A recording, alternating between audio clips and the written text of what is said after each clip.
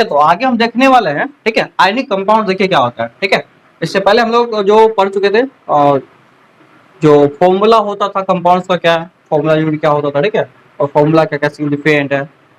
आगे हम देखने वाले हैं आयनिक कंपाउंड का, ठीक है। देखिए हम आयनिक कंपाउंड को हम समझते हैं।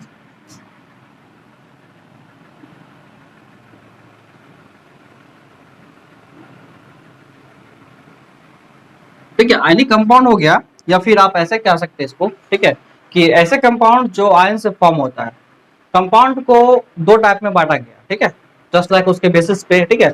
आप ये कह सकते हैं जो बनता है मेटल नॉन मेटल से, मतलब एक आयन से मिलकर बनेगा, ठीक है, एक जो है ये इलेक्ट्रॉन को शेयर करके बनता है, और एक इलेक्ट्रॉन के ट्रांसफर से बनता है। उनको भी हम डिटेल में समझते हैं क्या होता है, ठीक है, ट्रांसफर ऑफ इलेक्ट्रॉन क्या होता है और शेयरिंग ऑफ इलेक्ट्रॉन क्या होता है, ठीक है।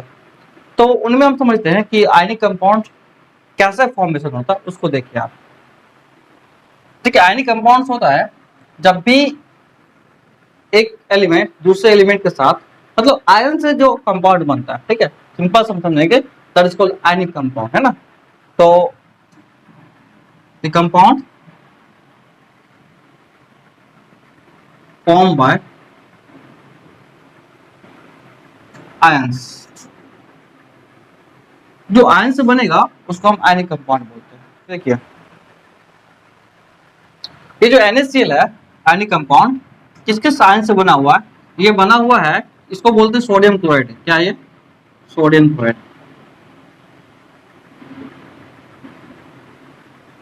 और जो जो हम लिखते जा रहे हैं, ये जैसे जैसे वैसे वैसे आप इसको लर्न करते जाइएगा, है ना, और इसको याद करते जाइएगा, ठीक है। तो ये NaCl सोडियम क्लोराइड, मतलब क्या हुआ, ये बना हुआ है Na प्लस से प्लस Cl माइनस से, ठीक है, माइनस से। उसके बाद KCl की हम बात करें, ये हो गया पोटेशियम क्लोराइड।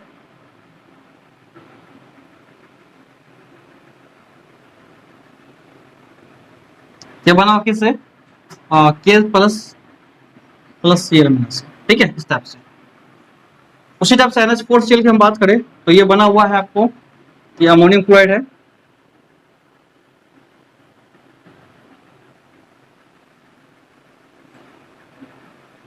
ये बना हुआ है NH4 प्लस से, है ना,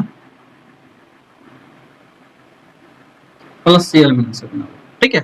तो इनमें ये चीज जो है कंबाइन है। MgCl2 की बात करें, ये मैग्नीशियम क्लोराइड,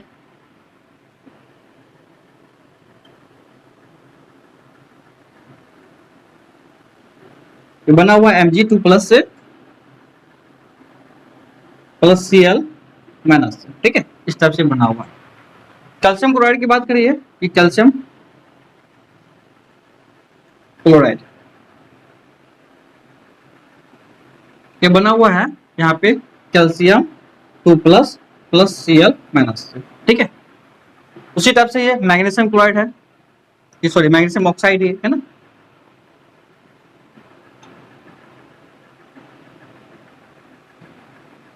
ये बना हुआ है आपको यहाँ से Mg2 plus plus Cl minus, ठीक।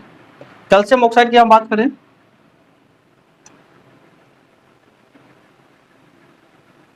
तो ये बना हुआ है आपको Ca प्लस O, ठीक है, 2 प्लस सॉरी O2 माइनस और Ca2 माइनस, ठीक है, ये सॉरी Ca2 प्लस। तो ये कैल्शियम हमेशा मेटल जो है पॉजिटिव चार्ज फॉर्म करता है, ये हम आपको पहले बता चुके हैं, और नॉन मेटल जो है नेगेटिव चार्ज फॉर्म करता है। उसके बाद यहाँ पे एल्युमिनियम ऑक्साइड, तो ये बना हुआ है एल्युमिनियम ऑक्साइड, तो ये है आपको Al2O3, मतलब एल्युमिनियम 3 प्लस और ये प्लस ऑक्सीजन 2 माइनस चार्जेस से बना हुआ है। उसके बाद सोडियम हाइड्रोक्साइड,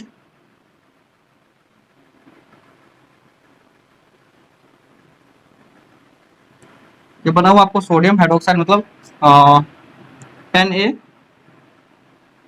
ठीक है, plus plus OH minus, sodium hydroxide हो गया, ठीक। उसके बाद ये कॉपर सल्फेट,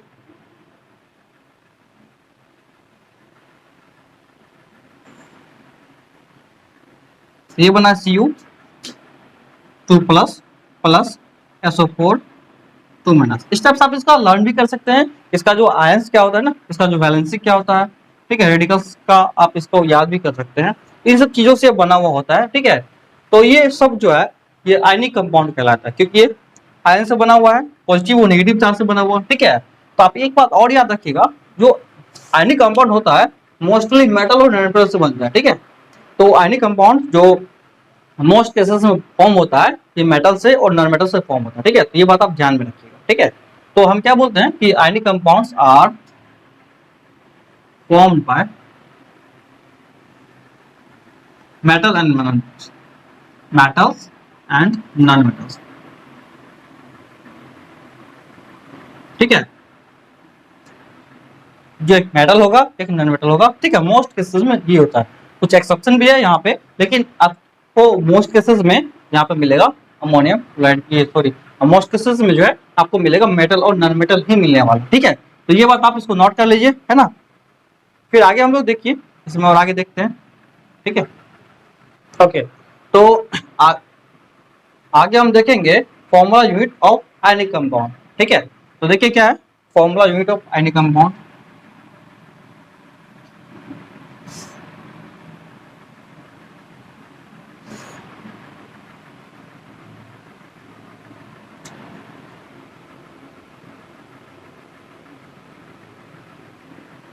ठीक है, तो आयनिक कंपाउंड का फॉर्मूला यूनिट क्या होता है, देखिए सिंपल से हम एक बात समझते हैं क्या कि देखिए एक Na होता है, ठीक है, एक Cl है, ये दोनों मिलके आपको एक कंपाउंड बनाएगा, ठीक है।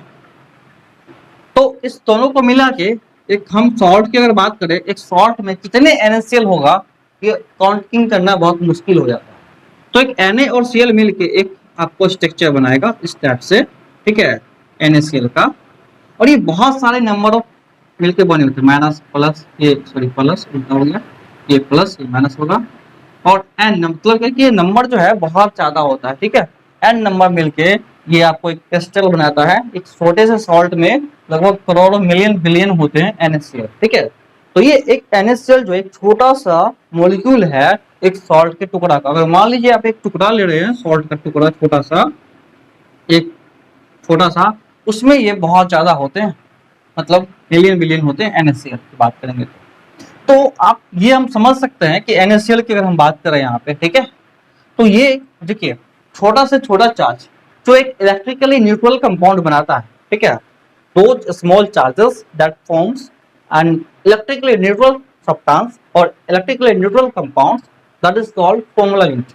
मतलब छोटे से छोटे चार्ज मिलकर है ना जो एक न्यूट्रल कंपाउंड बनाता है या न्यूट्रल मॉलिक्यूल्स बनाता है वो उसका फॉर्मूला यूनिट होता है, ठीक है। तो ये दोनों मिलके देखिए, ये दोनों मिलके एक न्यूट्रल बना रहा है ना, एक माइनस एक प्लस है, एक न्यूट्रल बन रहा है। ये फॉर्मूला यूनिट है किसका, NaCl का। तो ये NaCl का एक फॉर्मूला यूनिट हो जाएगा, ठीक है। तो हम इसको कह सकते हैं, ठीक है, कि द सिंपलेस्ट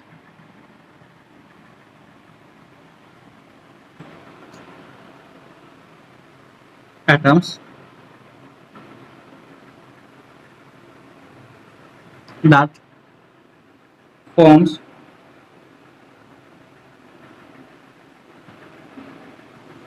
electrically neutral, ठीक है, the simplest atom that forms electrically neutral compound that is called formula unit।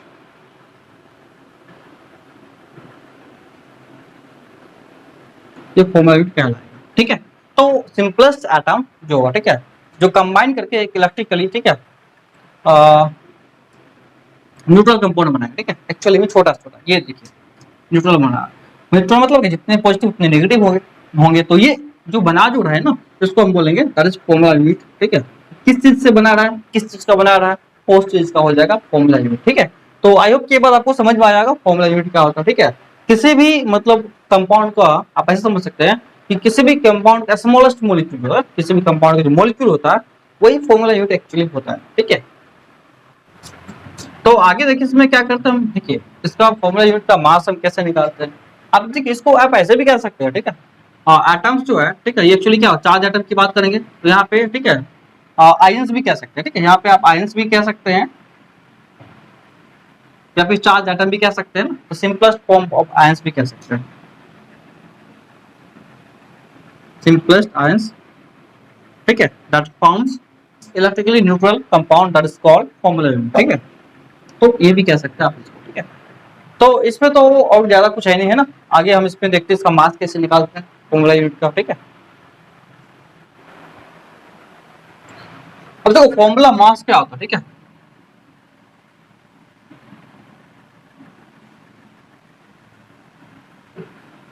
Formula mass की बात करेंगे, व्हाट इज फॉर्मूला मास, देखिए इसको हम कैसे समझते हैं, ठीक है।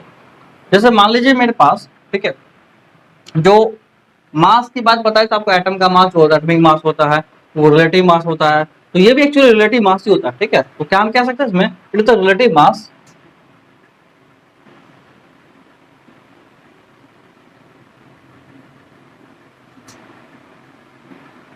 ऑफ C12, ठीक है,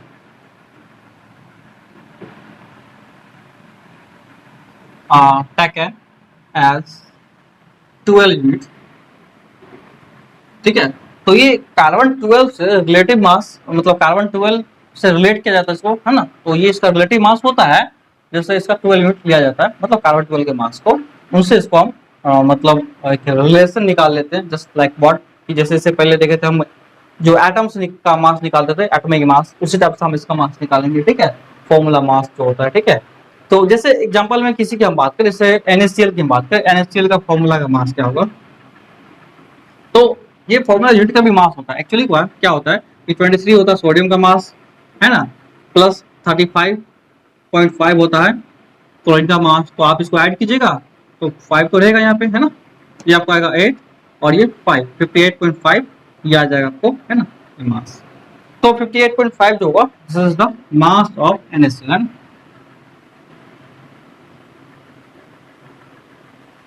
तो ये NaCl का मास हो जाएगा, ठीक है। तो इसकी हम बात करेंगे यहाँ पे, मतलब इसका फॉर्मूला यूनिट जो है, ठीक है, NaCl का फॉर्मूला यूनिट का मास हो जाएगा, ठीक है।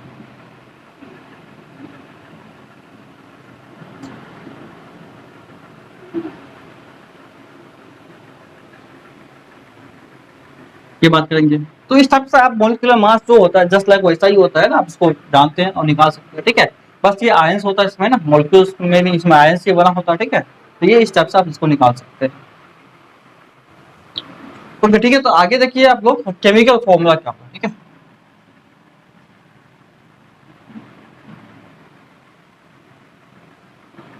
आपको इसके बारे में पता है केमिकल फॉर्मूला क्या होता है, it is the relative, sorry, chemical formula के बारे में, it is the formula of any compounds in the term of their molecules that shows the number of element present in a compound in the terms of their symbols, है ना। तो मतलब हम ये कहते हैं कि किसी भी स्पेसिफिक कंपाउंड में कितने एटम्स, कितने मॉलिक्यूल्स हैं उनका, और कितने उसमें एटम्स प्रेजेंट है, हम उसकी बात करेंगे अभी, ठीक है। इसको देखते हैं, जैसे एग्जांपल की बात हम करते हैं यहाँ पे, कोई भी ले लीजिए CH2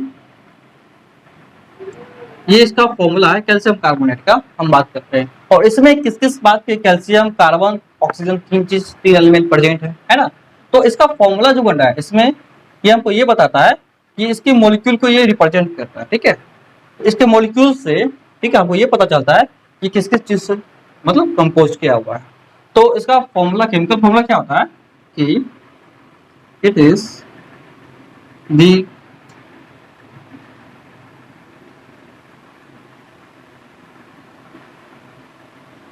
composition of an, it is the composition of an atom, sorry, of molecule, ठीक है,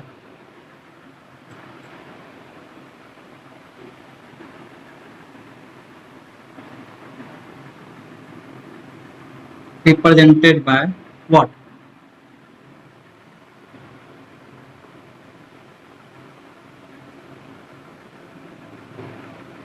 by symbol, sorry, symbol of element,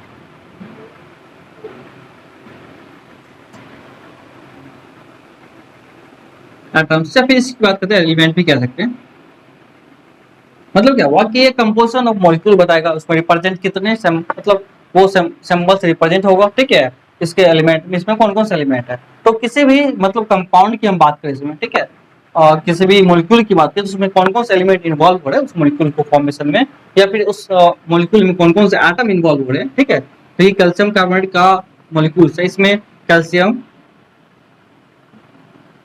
carbon, oxygen, ये सब क्या है इसमें इन्वॉल्व है। आप अगर इसका मास निकालना है तो निकाल सकते हैं मास।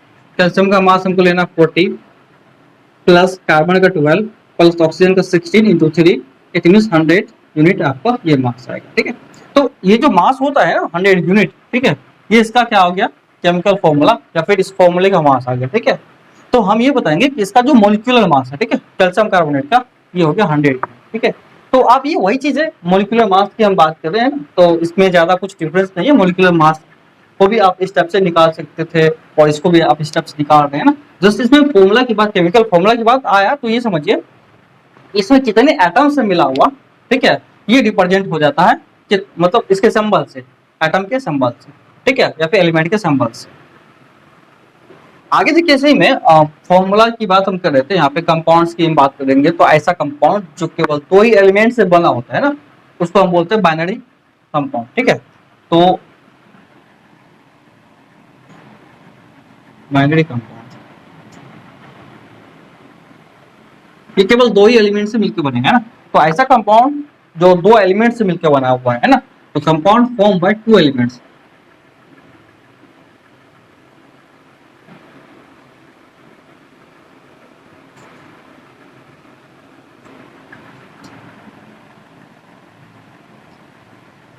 तो दो एलिमेंट से जो बनेगा, ठीक है, उसको हम क्या बोलते हैं, बाइनरी कंपाउंड, ठीक है। उसके बाद ये हो गया आपको। आगे हम देखते हैं कि देखिए आयनिक कंपाउंड हमेशा मेटल नॉन मेटल से मिलकर बनता है, जो आपको बता चुके हैं, है ना। तो जो आयनिक कंपाउंड होगा ये मेटल और नॉन मेटल को मिलने से बनता है, ओके।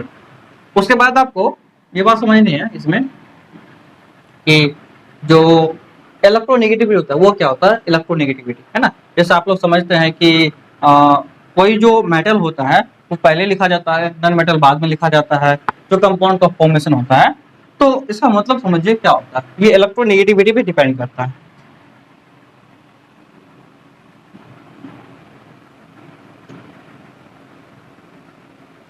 तो इलेक्ट्रोनेगेटिविटी क्या होता है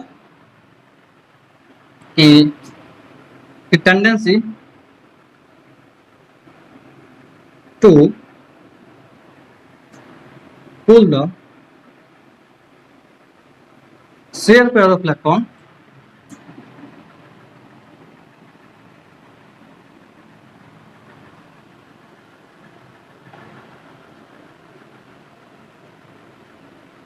that is called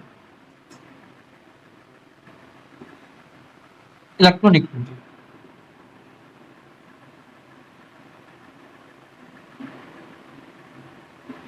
मतलब क्या हुआ कि तो टेंडेंसी होगा, ठीक है, पुल करने का, शेयर पेयर ऑफ इलेक्ट्रॉन को पुल करने का। जैसे मान लीजिए एक कार्बन है, एक हाइड्रोजन है, इन दोनों ने एक इलेक्ट्रॉन शेयर किया। अभी इसको आगे हम डिटेल में समझेंगे इलेक्ट्रॉन शेयरिंग कैसे होता है। तो इसका जो टेंडेंसी है कार्बन का और हाइड्रोजन का, ठीक है, इलेक्ट्रॉन को खींचने का जो क्षमता होता है ना, उसको कहा जाता है इलेक्ट्रोनेगेटिविटी, ठीक है। तो अभी आगे इसको 10th में आप डिटेल में पढ़िएगा, जब पीरियोडिक क्लासिफिकेशन ऑफ एलिमेंट पढ़िएगा तो इलेक्ट्रोनेगेटिविटी को इसको डिटेल में पढ़िएगा वहां पे, ठीक है। तो अभी बस इतना समझ लीजिए कि जो शेयर पेयर इलेक्ट्रॉन होता है उसको खींचने का जो टेंडेंसी होता है ना, उसको बोलते हैं इलेक्ट्रोनेगेटिविटी, ठीक है। और आगे देखिए हम ये समझते हैं, जैसे मान लीजिए कभी कभी एक ही एलिमेंट जो है किसी कंपाउंड में कभी दो, कभी तीन, कभी चार, इस टाइप से फॉर्म होता है।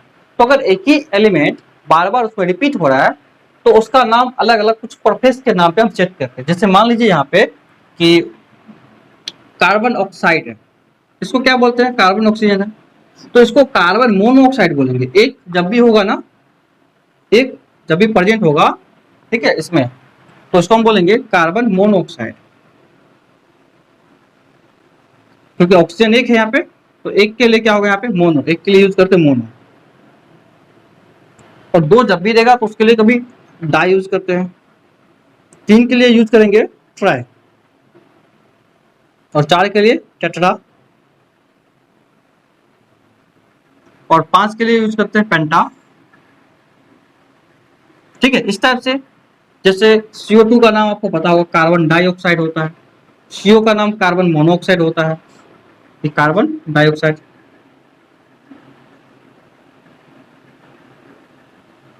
ओके, उसी टाइप से 3 वाला का, ठीक है, जैसे PCl3 है ना, तो फास्फोरस ट्राइक्लोराइड इस टाइप से होता है, ठीक है। और PCl5 भी होता है, ठीक है, फास्फोरस पेंटाक्लोराइड इस टाइप से, ठीक है। यहाँ पे जैसे ये N2O3 बनता है ना, तो डाई नाइट्रोजन ट्राइऑक्साइड है ना, 3 ऑक्सीजन है इसमें, ठीक है, तो डाई नाइट्रोजन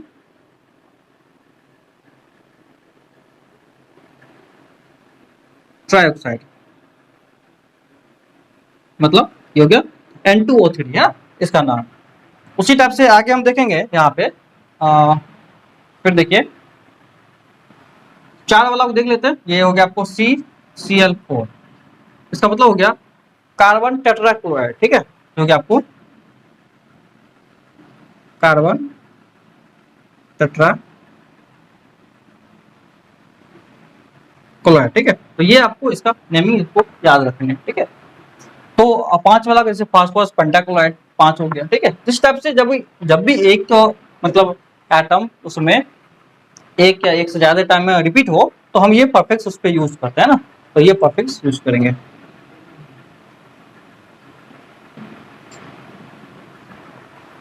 तो देखिए कुछ हम एलिमेंट्स को लिए हैं, ठीक है, उनका बैलेंसी को देखते हैं। बैलेंसी क्या होता है, ये आपको बहुत काम आएगा कंपाउंड का फॉर्मेशन करने में, ठीक है। तो ये कुछ नॉन मेटल्स का है और ये मेटल्स का बैलेंसी, ये बैलेंसी, ठीक है। जैसे लिथियम का बैलेंसी 1 होता है, सोडियम का भी 1 होता है ना, और Ag का भी 1 होता है, सिल्वर का। कॉपर का, देखिए कॉपर जो है और आयरन जो है, ये कॉपर, आयरन और Hg ये सब वेरिएबल बैलेंसी शो करता है। इसका रीजन क्या है कि ये ट्रांजिशनल एलिमेंट है, जो कि आप लोग इसको आगे पढ़िएगा, ठीक है, इसका वेरिएबल बैलेंसी होने का रीजन। तो हम लोग इसमें देख लेते हैं। Cu का हो गया 1 एंड 2 दोनों होता है, Mg का होगा 2, कैल्शियम का 2, जिंक का 2, आयरन का 2 एंड 3 दोनों होता है, Al का 3, Hg का 1 एंड 2, पोटेशियम का होता है 1, ठीक। उसके बाद हाइड्रोजन का देखिए, हाइड्रोजन का यहाँ पे होगा 1, फ्लोरीन का 1, क्लोरीन का 1, ब्रोमीन का 1, आयोडीन का 1, ऑक्सीजन का 2, सल्फर का 2, ठीक है। सल्फर भी वेरिएबल बैलेंस शो करता है, 2, 4, 6 इसका होता है, ठीक है, लेकिन अभी हम इसको 2 यूज करेंगे। नाइट्रोजन का 3, फास्फोरस का, ठीक है, फास्फोरस का आपको अभी बता भी देंगे कि आप निकाल भी सकते हैं कैसे करके 20 तक, तो है ना। तो फास्फोरस का भी आप देख लीजिए 3 होता है, क्लोरीन का, ये कार्बन का 4 होता है, ठीक है, इस टाइप से। तो अगर आपको देखिए सब सेल में इलेक्ट्रॉन डिस्ट्रीब्यूट करने आता है, तो एटॉमिक नंबर अगर आपको लर्न है तो आप ऐसे भी निकाल सकते हैं, है ना। जैसे मान लीजिए वैलेंसी आपको निकालना है 20 तक का, तो आप इजीली निकाल सकते हैं KLMN पे, है ना। आप लोग अगर पता होगा तो ठीक है, नहीं तो हम बता रहे हैं। देखिए जैसे मान लीजिए कोई भी एलिमेंट है, जैसे सोडियम ले लीजिए, सोडियम का एटॉमिक नंबर कितना है 11, तो सोडियम का एटॉमिक नंबर 11 होता है। तो पहले में देखिए, पहले में हमेशा 2 इलेक्ट्रॉन रहेगा, ठीक है, दूसरे में 8, उसी टाइप से 8 डिस्ट्रीब्यूट कीजिएगा, ठीक है, फिर 18, 18 से आता है, लेकिन जैसे इसमें रखने की कैपेसिटी 18 रखने की कैपेसिटी है, ठीक है, बस हम लोग 8 तक ही रखते हैं। आगे जो आएगा वो आगे भेज देते हैं ना, इसमें अभी 8 रखिए, फिर जो है आगे सेंड कीजिए, है ना। तो इस टाइप से बनेगा आपको। तो पहले में 2 रख लीजिए ये इलेक्ट्रॉन्स इसमें, उसके बाद 8 बचा, और उसमें से 8 रख लीजिए, तो 8 तो 10 हो गया, है ना। तो बाकी क्या 1 बचा, क्योंकि 11 तक जाना है, तो पहले में 2 फिल कर दिए, दूसरे में 8 फिल कर दिए, क्योंकि 8 ही कैपेसिटी है मैक्सिमम रखने का, तो इसमें 8 रख दिए, ठीक है, इसमें 2 रखे, तो बाकी जो है एक इसमें आएगा, है ना। तो इसका जो बैलेंस होगा ये ऑटोमोस सेल का इलेक्ट्रॉन्स हो गया 1। जब भी ऑटोमोस सेल में ना, जब भी ऑटोमोस सेल में 1, 2, 3 या 4 तक जब जाएगा ना ये, तो यही बैलेंस हो जाता है ऑटोमोस सेल में। यहाँ पे देखिए 1, 2, 3, 4 तक अगर जाएगा तो समझिए यही बैलेंस है, ठीक है। अगर आप इससे ज्यादा हो, 5, 6, 7 या 8 हो जाएगा ऑटोमोस सेल में, तो तो इसको क्या कीजिएगा, आप 8 में से माइनस कर लीजिएगा, ठीक है, तो आपको वैलेंसी पता चल जाएगा कितना है। 8 में से माइनस करने के बाद इस एग्जांपल के तौर पे हम बता रहे हैं, एक ले लीजिए एग्जांपल के तौर पे, यहाँ पे तो सोडियम लेते हैं, एक हम और ले लेते हैं यहाँ पे कोई भी डंटल लेते हैं, क्लोरीन ले लिए, देखिए तो क्लोरीन का होता है 17 एटॉमिक नंबर, है ना। तो क्लोरीन में हम ऐसे बनाएंगे, क्लोरीन का क्या करेंगे, 2 पहला चला गया, 8 इसमें चला गया, 10 हो गया, 10 प्लस अब इसमें कितना 7 ही आएगा ना, तो 2 प्लस 8 10, 10 प्लस 7 17। तो देखिए ऑटोमोबाइल सेल में कितना 8 इलेक्ट्रॉन है, मतलब ये नीचे वाला रूल फॉलो करेगा, 7 है ना, इसमें 8 में से 7 को माइनस कीजिए, कितना हुआ 1। तो 8 में से अगर 7 जाएगा तो क्या होगा 1, इसका वैलेंसी हो गया 1, है ना, इसलिए कोइन का वैलेंसी होता है 1, ठीक है। इसी तरह से फ्लोरीन का भी है, फ्लोरीन का एटॉमिक नंबर कितना होता है 9, ठीक है, तो आप इसके बेसिस पे बना सकते हैं, ठीक है। ऑक्सीजन का भी निकालना चाहे निकाल सकते हैं, ऑक्सीजन का एटॉमिक नंबर कितना होता है, देखिए 8। तो पहला में कितना रखेंगे हम, पहला में 2, दूसरे में कितना रखेंगे 6, अभी तो 8 पूरेगा, है ना, तो दूसरे में हम रख दिए 6। तो देखिए 6 रहने का मतलब क्या, ये देखिए 6 वाला आ रहा है ना, 5 6 7 8 जब भी आएगा तो हम क्या करेंगे 8 से माइनस करेंगे, तो 8 में से 6 गया, कितना बचे 2, इसका 2 होता है वैलेंसी, है ना। तो ये आप 8 में से 6 को माइनस करके नोट कर सकते हैं, 2 वैलेंसी होगा। तो आप इसी तरह से 20 तक का तो इजीली हम निकाल सकते हैं ना। 20 के बाद आपको निकालने में मुश्किल होगी, है ना, तो 20 के बाद आप कुछ इंपॉर्टेंट है वो हम दिखा देंगे जो आपको लर्न कर लेना है, ठीक है। 20 के बाद ये SPDF पे हम लोग यूज करेंगे, जो कि हम लोग आगे 10th में सीखेंगे, या फिर अभी आगे आपको इलेक्ट्रॉनिक का डिस्ट्रीब्यूशन आप बता देंगे, जो नेक्स्ट चैप्टर में स्ट्रक्चर पैटर्न में है, ठीक है, वो आपको हम ये बता देंगे कि कैसे हम निकालते हैं, SPDF कैसे यूज करते हैं, ठीक है। और जो आगे डिटेल में जो भी होगा हम उसको आगे पढ़ेंगे। हम किसी भी कंपाउंड का, ठीक है, किसी भी कंपाउंड का फॉर्मूला कैसे लिखेंगे, कुछ जो मतलब छोटे छोटे कंपाउंड है उसका लिखिए। तो सबसे पहले हमको वो फॉर्मूला याद होना चाहिए, है ना, नॉर्मल। जैसे एग्जांपल के तौर पे देखिए, लिखने के लिए हम कुछ स्टेप फॉलो करेंगे।